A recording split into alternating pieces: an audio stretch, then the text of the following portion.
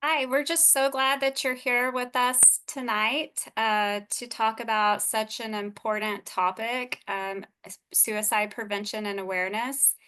And I'm thankful that you're willing to come in and have this conversation about suicide, with it being such an important topic that our teens are dealing with right now.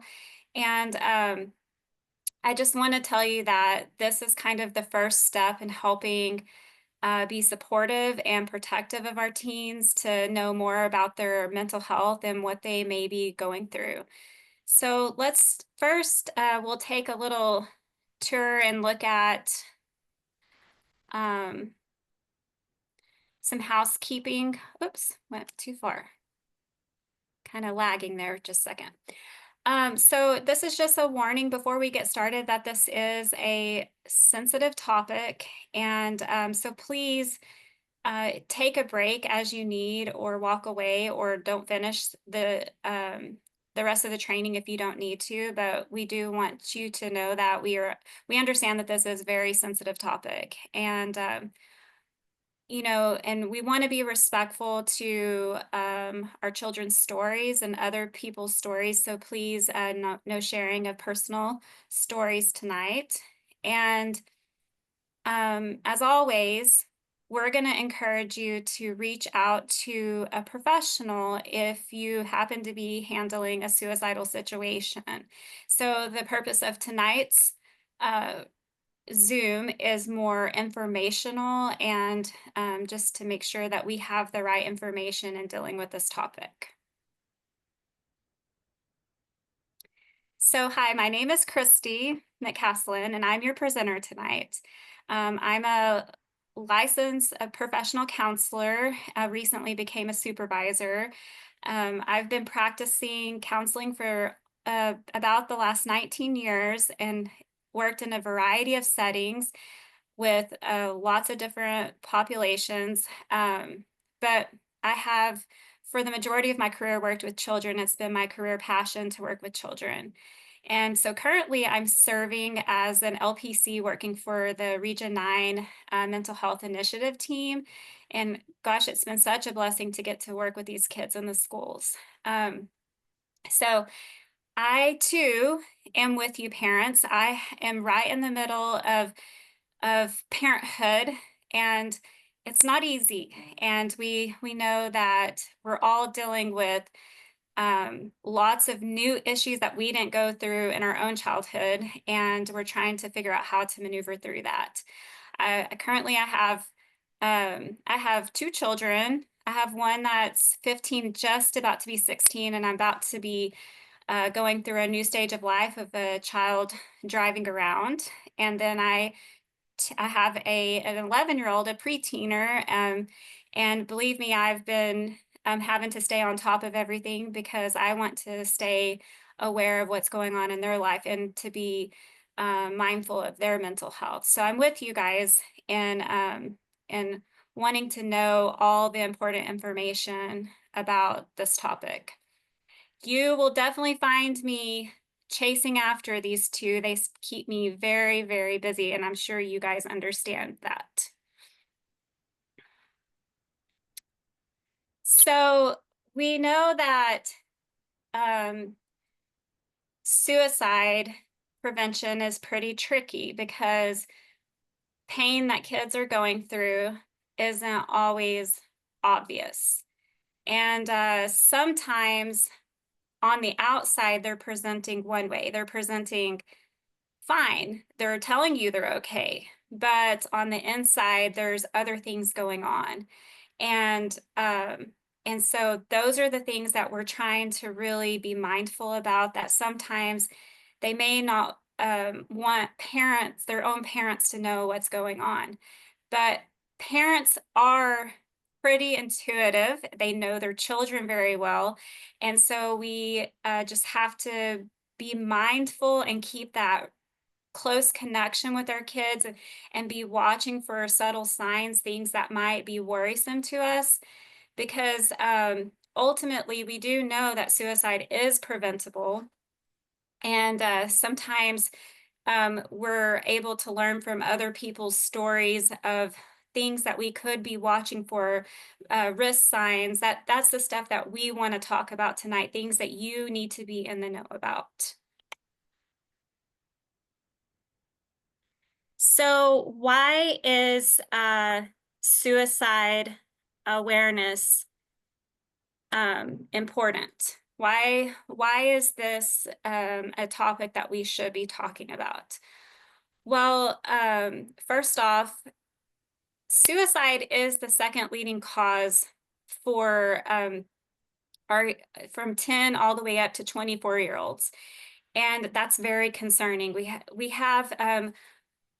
We would do anything to protect our children. And so obviously there's something going on between these ages that is leading kids to believe that this is a way to deal with whatever's going on in life. So by having some awareness that this is actually going on, these are thoughts, these are things that are going on with our kids, um, we're actually attempting to be or attempting to prevent this from happening to our own children. And so just being aware that this is a leading cause in itself is just knowledge that you need to have. Um, Second off, it helps us to identify kids at risk. So we are in, we're parents and we're in it for our children, but we also can be in it for other kids too. I mean, when we're able to identify, hey, that's concerning, or that's worrisome, or that's potentially not good, it leads to like very helpful and meaningful conversations with kids, and ultimately that is what kids do want us to be aware of them, to know when they're struggling or when they're going through things.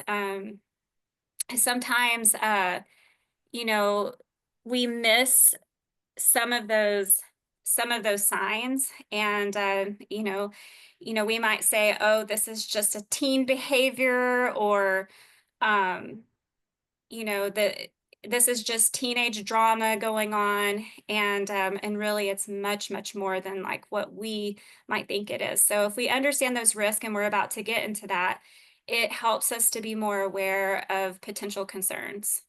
Another thing is that it reduces, when we talk about this, it reduces the stigma.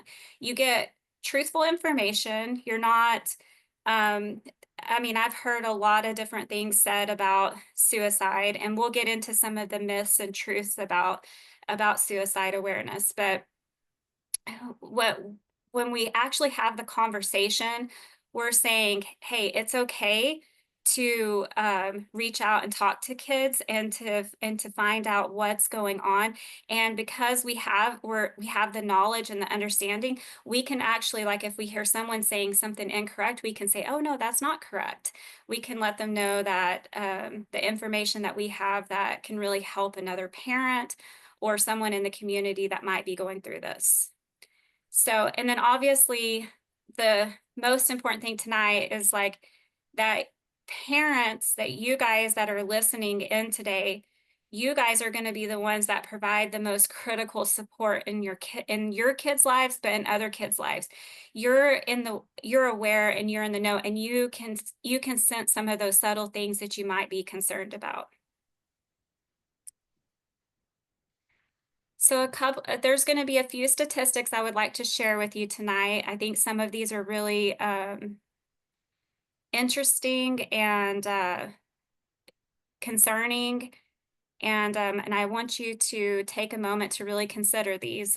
So a lot of the schools that we have in the Region 9 area, they're considered rural, and so rural areas, for lots of different reasons, their suicide rate is a little higher than urban areas. And so, a few things that come to mind whenever I think about this is, one, those that live in really small towns would understand this about mental health. There's maybe limited access to services or professionals that you might need to help your child with their mental health needs. I think that we're getting better at that, and I will provide some resources that will be available that even in those rural areas, but still overall, there's, you go to Wichita Falls and you have a lot of access to different counselors or psychiatry, but maybe in a small town, you'd be lucky to have maybe one within a 100-mile radius. So that's maybe one of the reasons. Also, I work in a few small communities, so I know that this is true. Sometimes there's just a stigma around mental health issues and kind of the way that people feel or think about it. So, and then I will say this, I've heard this quite a bit working in small towns. Just the ability that they're kind of isolated out in the middle of nowhere, and sometimes just having the resources like driving back and forth to creates like a lot of gas money to be able to get back and forth, and creates hardship for the family. So there's a lot of reasons why um, rural areas might have a higher suicidal rate. Another thing too, and I think that this one kind of speaks for itself, but it says girls are more likely to attempt suicide than boys. However, the boys are 4 times more likely to be successful. Um, and so when we talk about this, girls might experience more frequent thoughts or feelings or actions, maybe wanting to do that and maybe make more attempts at it. But boys have maybe the knowledge or the know-how to make sure that it happens. And so, not that we should be watching girls more or boys more than girls, but it's just an awareness that we'll be talking about this later, that lethal means is really important for parents to understand because it really can help prevent suicide if your child is struggling with those thoughts. And then it says 18.1% of teens aged 12 to 17 had a major depressive episode. I think this gives us a little bit of a clue as to we know that one of the risk factors that we'll talk about is has to deal with mental health issues prior to becoming suicidal. And so this is kind of showing us that teens are dealing with depression, and this could be a factor into why we're seeing such high suicide rates in our teens. And then overall, 40% of high school students reported persistent feelings, of hopelessness during this past year. And so this is maybe just another clue, something that we need to be a conversation that we could be having with our kids, asking them like, how are you feeling? What do you feel about life?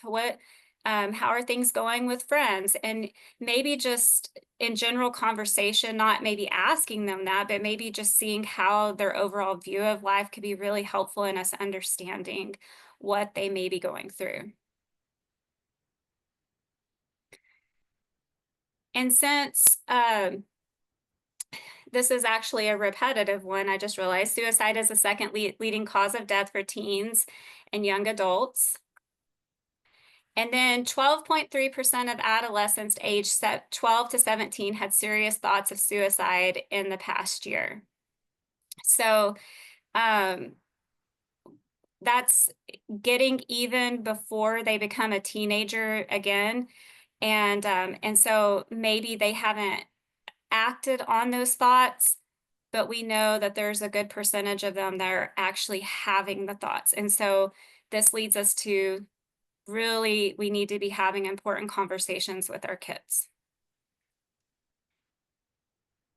I'm going to start off by showing you guys a video from a parent perspective, and I really hope that this will be helpful to you.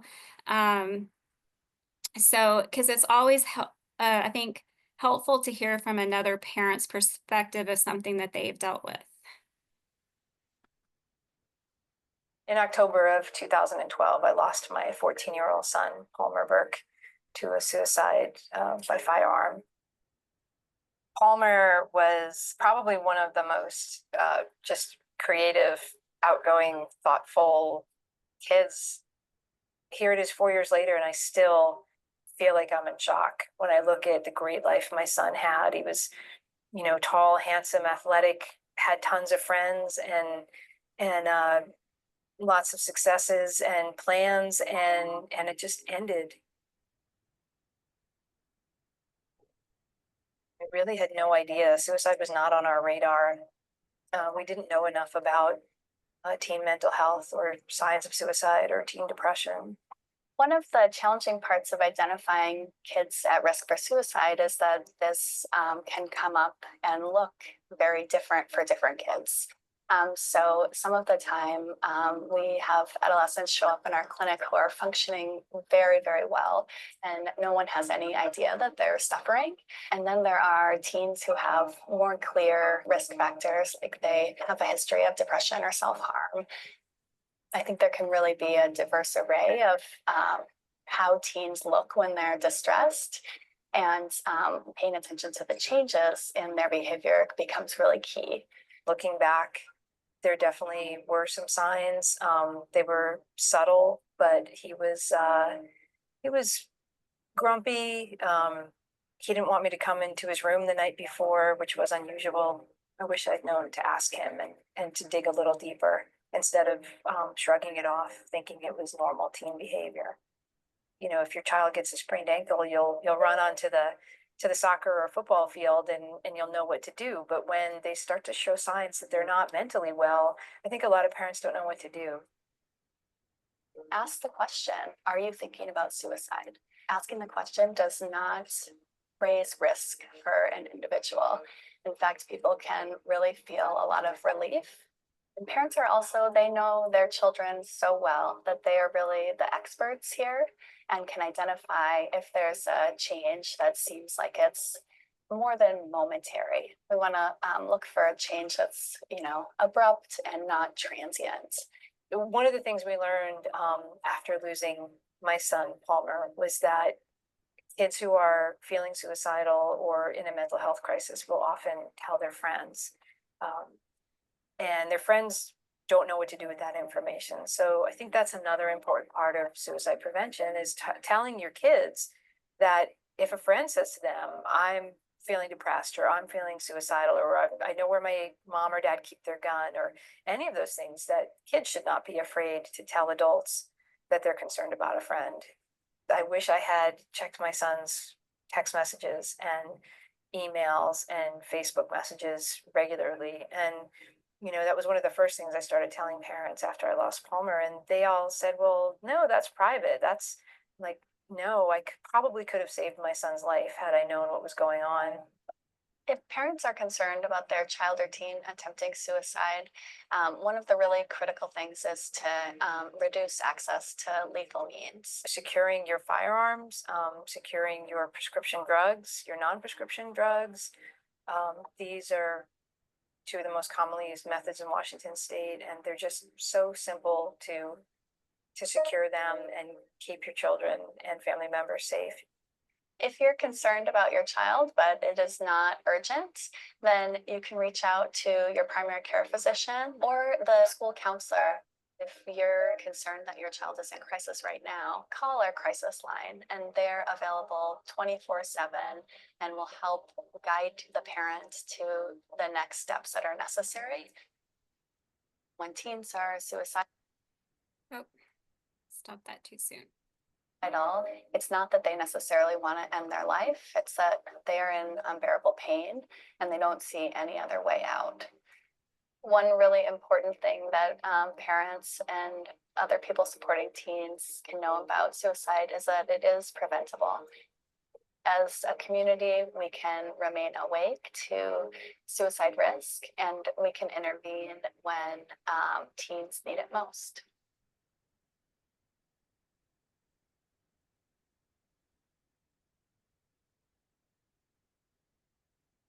So I hope that that was a helpful video, but I hope you heard a few things from her. The mother's story is that,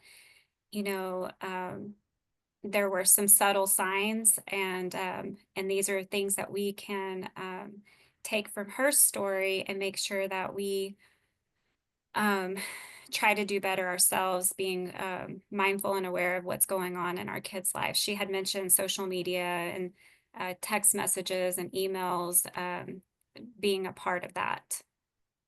So when we're talking about risk factors, we're talking about um, these are potentially, just because they have these risk factors doesn't mean that they're going to become suicidal, but they're things to consider when we're becoming worried. We start to notice some of these things. They are potential risk factors for children being suicidal and potentially just not being in a good spot. And so, and we know, let's start with bullying first. And so we know that there's two different kinds of bullying. Um, there's in-person bullying, stuff that they would experience maybe in school, on the bus, potentially maybe at church or anywhere they're around other peers. But then there's also something called cyberbullying. And in my private practice, before I came to work for the region, I had been noticing more and more of this going on with teens.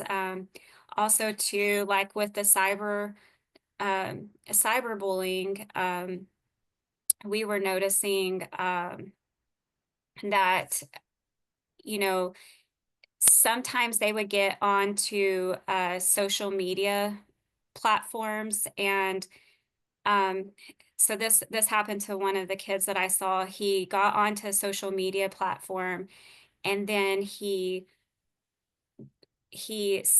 did something he wasn't supposed to do. He looked at some pictures or something, engaged in something on his phone, and then the person on the phone began to uh, bully him and tell him, I'm going to show the screenshots and send them to your parents unless you pay me so much money. And so the kid, I remember the kid just feeling like he had no other option, that was contemplating, taking his own life because he didn't want to get caught.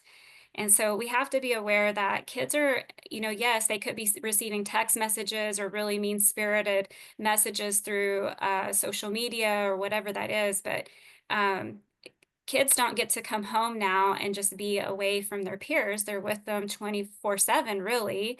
And so we have to be cognizant that the bullying doesn't just stop as soon as they get home. I mean, it potentially could be going on even in your own home. So that's why in that video, she's suggesting like look through like stuff on their phone. I have a policy in my house that that any point I can check it. And I try to do that frequently. And that was just an agreement. If we're going to have some of these things on our phone, then I want to be able to be engaged and know what's going on in that part of their world. So, and also, let's talk a little bit about peer isolation, because we oftentimes do see this whenever maybe a child is struggling socially to fit in. Maybe they've moved to a new school and they don't know anyone, but for whatever reason there might be going on in their personal life. Maybe there's a lack of connection to friends. We know during teenage life that friends become pretty pivotal. I mean, they're extremely important to them. And so when kids start to feel that peer isolation, maybe no one is talking to them. Recently I had a student tell me, like he sat down at a table and everybody moved away from him. When you have a kid that's experiencing things like that, we need to really tune in and listen, because these are really painful and very isolating situations, and kids sometimes don't have the coping skills or the know-how how to deal with that. They feel pretty alone in it. And I think sometimes kids even will start to make the connection that something is wrong with them. And anyhow, so that's one risk factor. Another one is the loss of someone. And so this could be twofold. Maybe the loss of someone just tragically, or someone that was important to them, or it could be the loss of someone by suicide. This could bring about a lot of different feelings and emotions, and grief is very difficult for kids to deal with and understand. Um, they oftentimes don't know what to do with those feelings of grief or that they are experiencing grief. And so, if your child has recently lost someone that's important to them, stay tuned in, do regular check ins. Even sometimes kids, we know that grief sometimes happens like a little bit later after the person has died. It's maybe not always just right away. Maybe they've had some time to process and think through that person and their importance in their life. And then they start to have feelings that are really difficult. So, traumatic losses also, dealing with trauma, we'll talk about that here in a minute, can be even, just as hard. So, we we need to be mindful that sometimes grief responses are delayed, and we need to be regularly checking in with our kids. Also, too, if there's been like a death, sometimes like maybe a death by suicide at a school, and we don't, maybe this person they weren't even close to, we still should go ahead and have the conversation with our kids. Sometimes that is really difficult and painful for them to even comprehend or try to understand. And then we're talking about trauma and ACEs. And so trauma can be anything significant that's happened in the child's life that was really difficult for them to go through. It can be upsetting, um, it could have been like a horrific event. It could just, maybe to you it doesn't seem significant, but for the person that went through it, it was very significant. We also have something called ACEs. And so these are adverse childhood experiences, and we know that kids in this generation are experiencing ACEs at an astronomical level. They have multiple. A lot of kids have multiple ACEs, and the more ACEs, adverse childhood experiences that kids have, it just increases that risk and likelihood that they might have these feelings. And so, if we know our child or someone else's that has maybe potentially like gone through some things, maybe they've been exposed to something violent, or household dysfunction is a pretty common one I see as a counselor. There's maybe some fighting and arguing that's going on. It's persistent, it's pervasive, and so they have a difficult time dealing with that going on in their own household. Or maybe a parent or someone they love is going through an addiction, or has been in trouble with the law, or just it could be their own parent has some mental illness that they're having to deal with. These are all things that do increase the risk for suicide. Also, we do know that trauma impacts the brain, and so we have to be mindful that if we know our child has been through some trauma, that in itself is a time for us to stop and evaluate. Does our child need some professional help to get through whatever they've been through? So, and then there's family history. We know that if there has been someone in the family to die by suicide, that this increases a child's risk for suicide themselves. I can tell you, I have spoken with several children that have had family members die by this way, and for a lot of different reasons, sometimes survivor guilt, or feeling like they should have done more, or could have done more, taking on feelings of guilt, or unwarranted sadness, feeling like that there was just something more that they could have done. Sometimes leads them to feel like, well, maybe I shouldn't be here, and maybe I shouldn't live. And so, if something like that has happened in your family, that's a good moment for you to pause and say, what can I do to help? And then mental health concerns. So, if there potentially has been a diagnosis, you know, such as, these are probably the more common in dealing with this, like depression, anxiety, bipolar, PTSD. These are even eating disorders. If our children have been diagnosed with one of these, this is enough to warrant for us to be extremely mindful and have a deeper connection of like sharing and opening up and talking with them about what they're experiencing and what they're going through. Also, too, when they're taking psychotropic medication to help deal with their mental health concerns, we should just be mindful to watch that. I know that in the past I have had children that for whatever reason will refuse to take the medication that the doctor has prescribed them for depression or anxiety. And some of these medications you can't just stop taking. You have to consistently take, or if they want to come off of it, you have to taper them off of it. And so just abruptly stopping some of these medications can cause them to have suicidal ideation. And so we have to be on top of that medication, make sure that they're consistently taking it, and be aware that they're not abusing it in any way as well. And then we have self-harmful behaviors. And so I want to say this because there is a lot of, we know that teens sometimes will use this as a coping mechanism, not necessarily because they are suicidal, not always.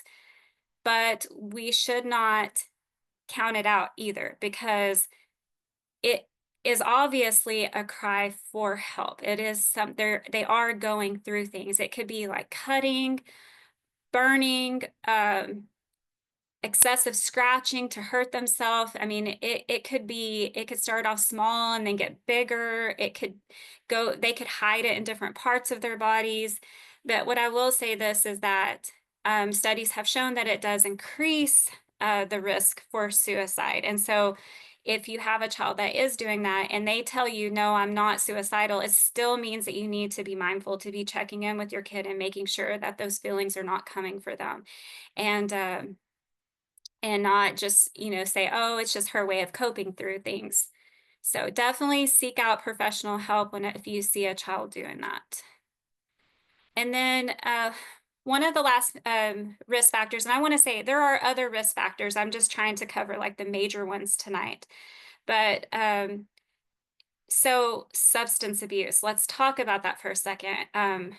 We know that teens are teens, and sometimes they try things and they experiment with things. And sometimes they are not educated on what they're using, or sometimes they use things that they know that they shouldn't be using. And so, but what we do know is that it increases impulsivity, and sometimes it lowers their ability to think through decisions that they normally would make had they not been under the influence. And because of those two things coming together, the impulsivity and not being able to think through decisions, sometimes they become at greater risk for making a very rash decision like suicide. And so we need to be aware, watch for warning signs if there's any substance abuse going on, and have those open conversations with your teen about maybe what's around them, what's going on. And if you suspect it, I mean, there's other tools that you can do to check in and make sure that there's nothing unsafe going on. So now we're moving to warning signs. These are things that you're going to be seeing and hearing and experiencing with your teens. You might hear them say things like it could be serious, it could be out of anger, it could be in frustration, or it could just be they're just fed up with whatever's going on in life, but making comments like wanting to die. That again, that guilt and shame that we talked about earlier. Or this is a really common one that I hear with teens in counseling, is that sometimes they begin to feel like they're just a burden. They don't understand why they feel the way they feel, but they feel like a burden. And so those are some warning signs. Listen up if you hear these things.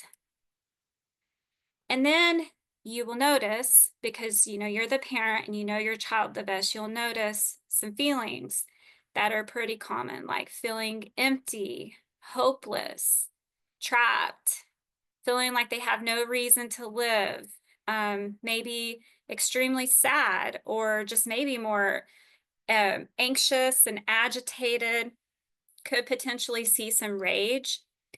I would say it's just something so out of the ordinary for your kid. Like they're experiencing like a big feeling, and it's enough for you to pause and say, "What's going on? You know, what can I do to help with this?" Um, so an unbearable emotional and physical pain.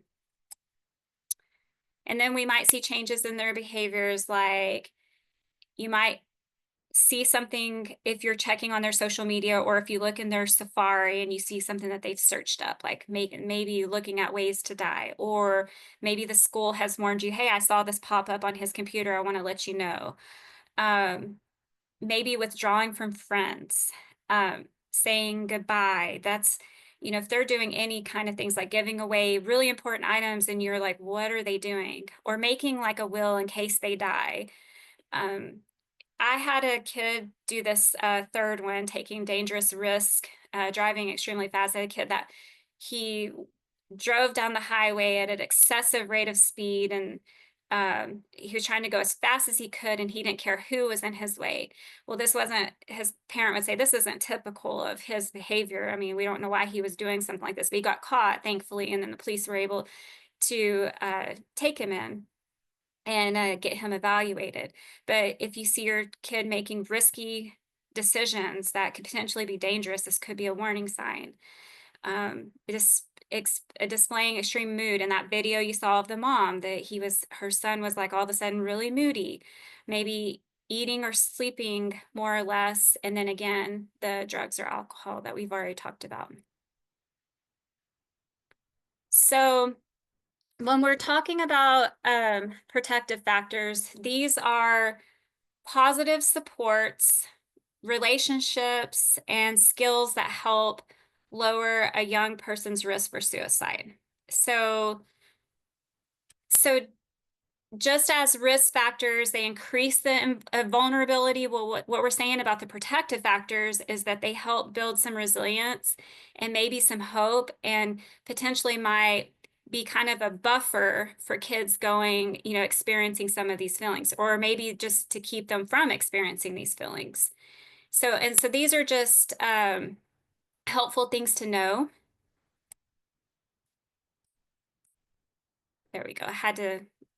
So number one is access to just mental health services. You know, we want to make sure that if our kids are experiencing any kind of mental health crisis or mental health issue, or just it could be something as, you know, like ADHD or anxiety, that we're getting them access to mental health services. They're not having to wait for that. And kids that can't maybe verbalize this, that maybe you're going to see a professional to ask for help, to figure out what services could be available to them. Two would be if your child lives in a home where they have connections with the people around them. They go home and they have good relationships with the people that they're with after school, and then maybe they go to school and they have good relationships with their teachers. They have outside people, maybe like they have a coach or a youth leader in their life. But connection with people give them a sense of hope, and feeling connected feels good. You want to know that people care about you and want to know the ins and outs of your lives, and kids are no different. They want to know that people care about them, and that they're going to have hard conversations and check in with them and care about what they did on the weekend, or how they're, you know, doing at school. They just want to know that they have a connection with people. And then there's life skills. So think of life skills in terms of like um, problem solving, or coping skills, or the ability to manage stress, or the ability to care for yourself in the right way. If you know, like if you see that, that is a protective factor, because kids that have these skills in life, they're able to work through whatever's going on around them. And so the problem solving skills are pretty big. And then just the ability to put those coping skills into play when they know that they're not feeling good, like, oh, I'm gonna get to bed earlier because maybe I need a little extra sleep, or I'm gonna put my phone up because that's creating some anxiety. Those coping skills are just so important to their mental health.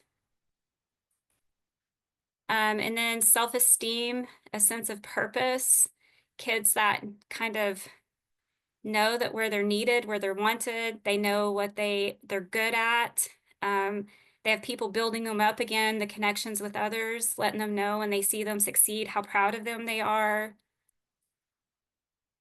And then we have just our personal, cultural, and religious beliefs.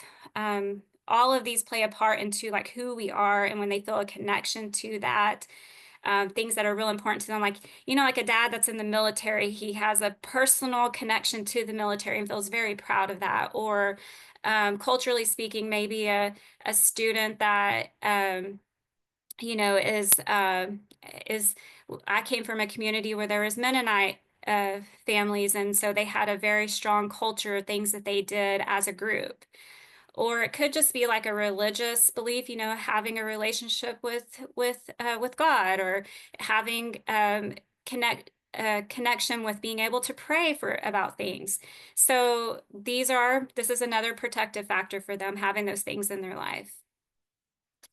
And so then we have participation or involvement in things, and that I would say if your teen is stuck in their bedroom all night, let that be a pseudo warning sign. They need to get out of their room. They need to have things that they're working on, things that they're doing, things that they're participating in. There needs to be someone depending on them to show up to something. There needs to be someone that is excited to see them. And so this can be done in a million different ways. Like it could be sports, it could be music, it could be a youth group, it could be I know that my oldest helps put out flags when the flags need to go out, and so she's depended on to be there. It just makes sure that they're involved in something and maybe it'll be meaningful to them as well. And then we know that when kids don't have to constantly stress about not having the resources or the ability to get the help that they need, this is a protective factor for them too. So I know that that's not possible for all families, but it maybe not having those conversations with kids whenever money is tight, or but just being able to be as supportive as you can with the resources that are around you.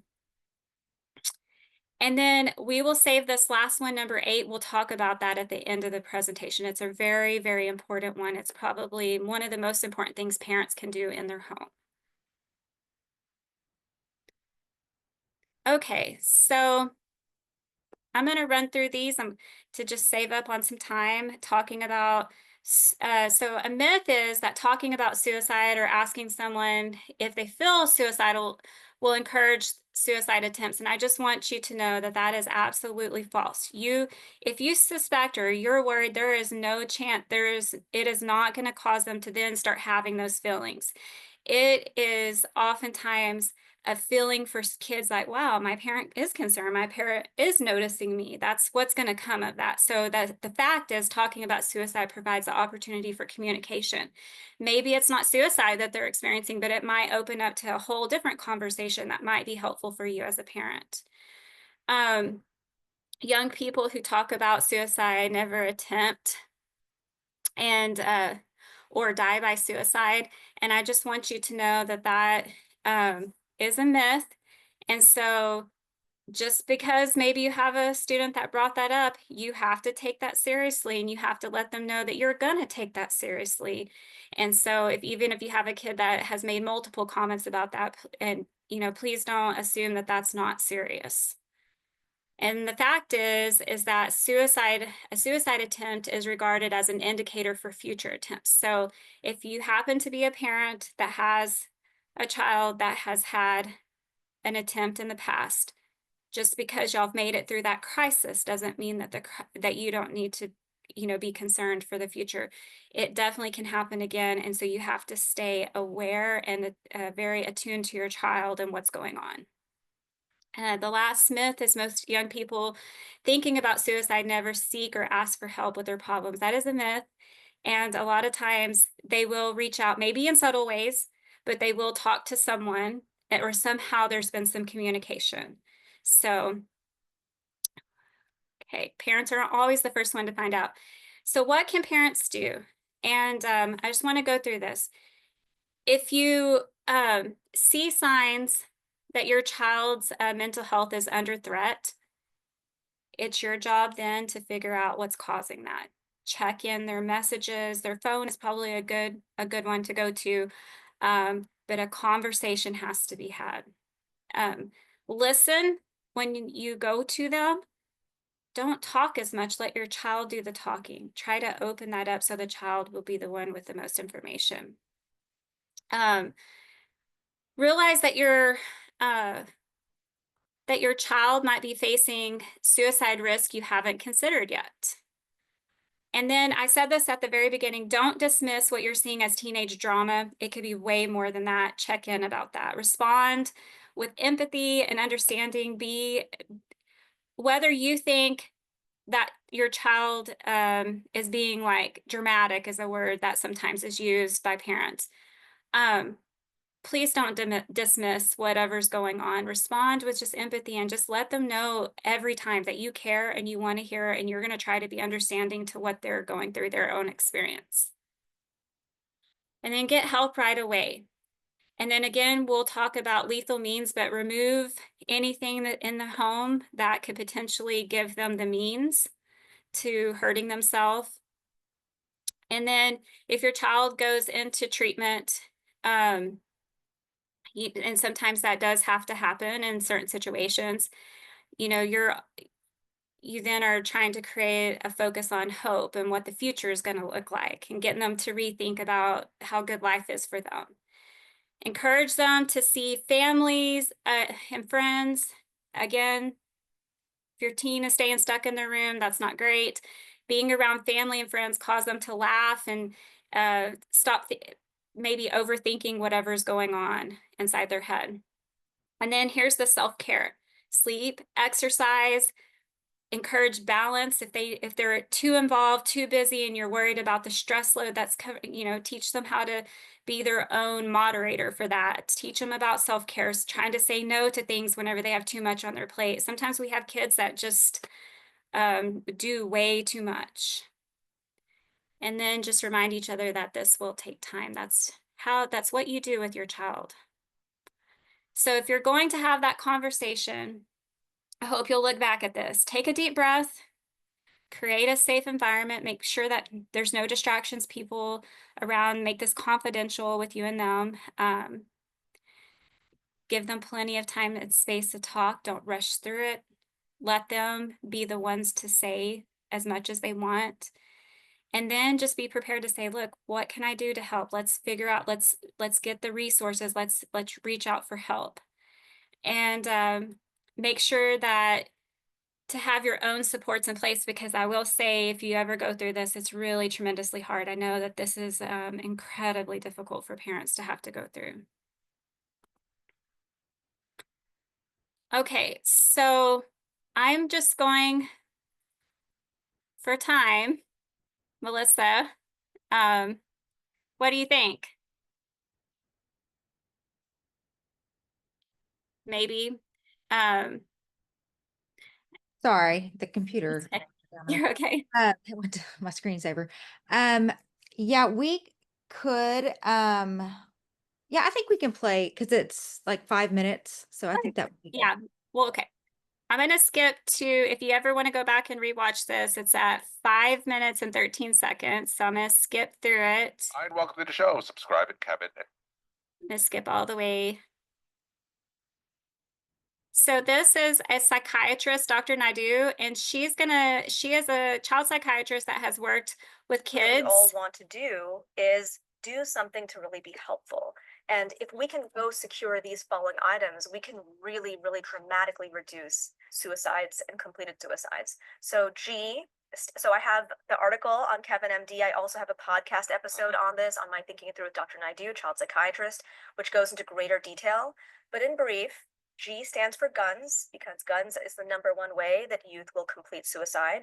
O stands for overdose options. So things like prescription pills, over-the-counter pills, vitamins, cleaning agents. That is the #1 way that youth will attempt suicide in America. So GO is the first part of the acronym. And then secure stands for a number of things. So S stands for sharps, knives, things that kids can self-harm with. Kids that do self-harm doesn't necessarily mean that they want to end their life or have suicide, but those who do self-harm tend to have a higher risk of suicide. And those that self-harm very often will have suicidal thoughts or even think about self-harm as a way to suicide. So definitely sharps. We also think about E, which stands for electric cords, scarves, belts, ropes, things that you could hang yourself with. That is the number 2 way that youth in America do complete suicide.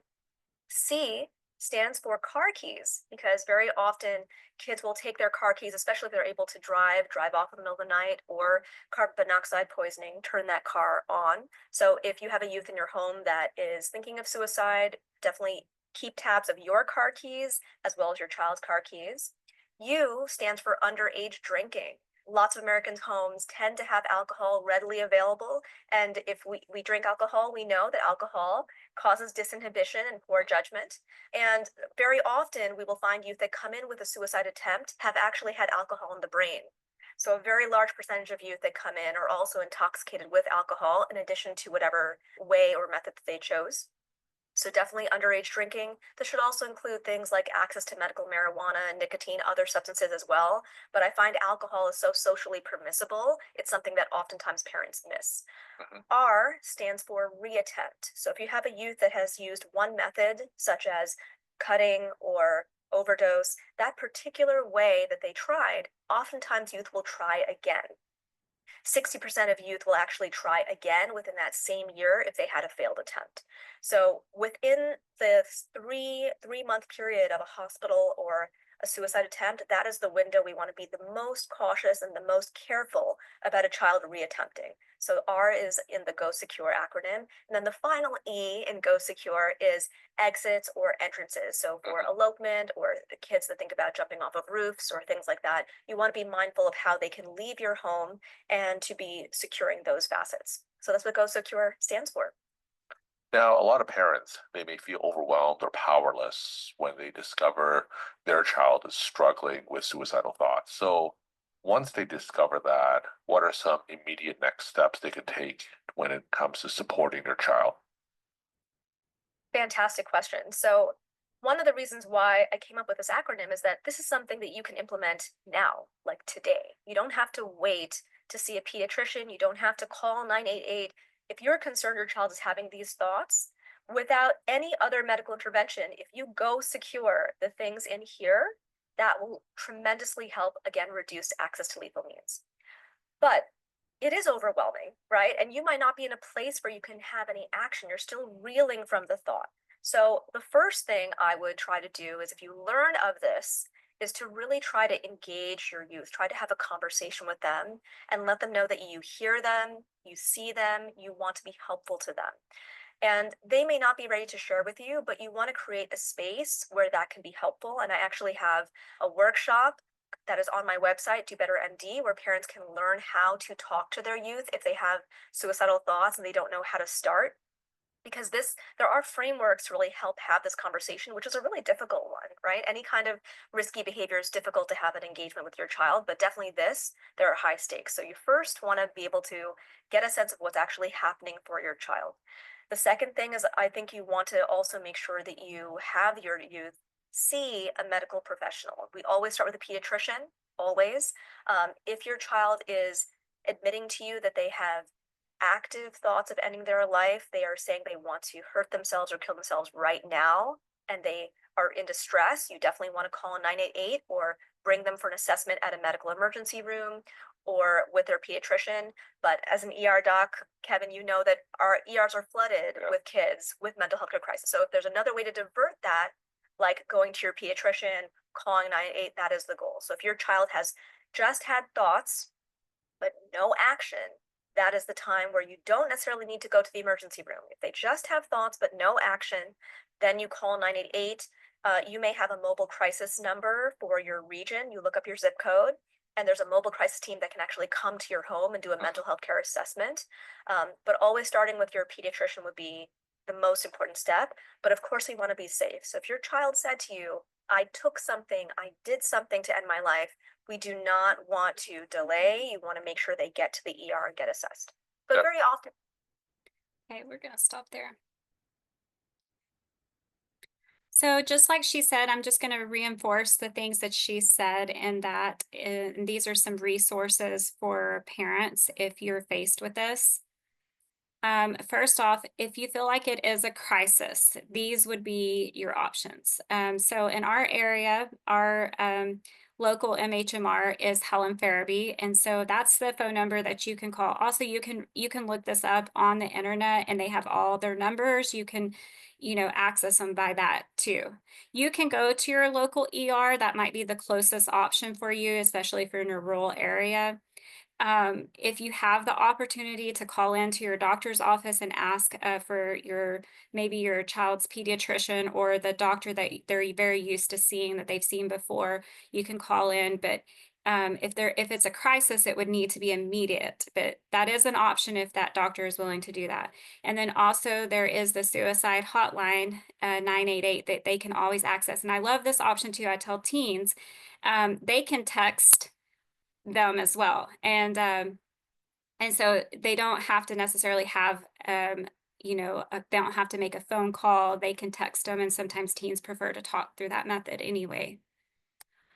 And then if it's not crisis or maybe after crisis, you're going to be looking for therapy options. And so these are a few that came to mind that I wanted to share with you. One is just individual counseling, and that's whenever you schedule an appointment with a licensed professional counselor, or it could be a licensed marriage and family therapist. There's a few different types of therapists, but you reach out to one and you schedule an appointment, and then maybe at first you might want to participate to let the therapist know like what's going on in your child's life, and then give them that space to talk individually. But if it's needed, or if maybe the central issue is the family, there's also the option of doing family counseling. Teens are beginning to really like the telehealth therapy option because they've gotten really good at technology and doing, a lot of times they use FaceTime and stuff. So they do sometimes really like the telehealth therapy, and there's lots of options online, and your insurance company sometimes will pay for these services too. And then you should always check with your school to find out what services they know about and what services might be happening at their school. So I am work for the mental health initiative team that goes to different schools, and so some of the schools are served by counselors. You may have something like that at your school, or they may have other options. There's also Cater, which is through Texas Tech University, and so they may have other options that your child can participate in. And then there's psychiatric care, and a psychiatrist is going to be an MD that has a lot of training and knowledge in mental health. And so they're going to be able to figure out how to treat your child medically.